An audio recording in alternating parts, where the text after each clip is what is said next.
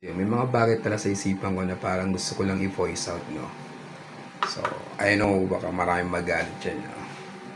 Ako, dati ko rin ma-idol yan si Glock 9, no? Back in the days. But then, siyempre, habang tumatagal, may mga bagay tayo na nakikitang mali. Personally, wala tayong galit sa kanya. Or ano man. So, napansin ko lang kasi, no? Yung tipong kagawa ka ng mga kanta, babatikusin mo yung mga sa paligid mo, especially yung gobyerno, yung mga politiko. Tapos makikita mo tuwing eleksyon, kakanta ka doon, o kumakanta siya doon. Yung tila bang kinakaya mo sarili mong suka, wala kang paninindigan sa mga salita mo.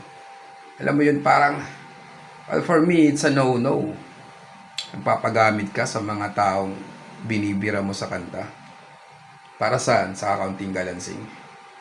Sila yung mga napansin ko sa mga idol. Marami sila dyan. Bumabati ko sa gobyerno and yet nagpapagamit naman. Papabayad. So big no for me. Yun lang.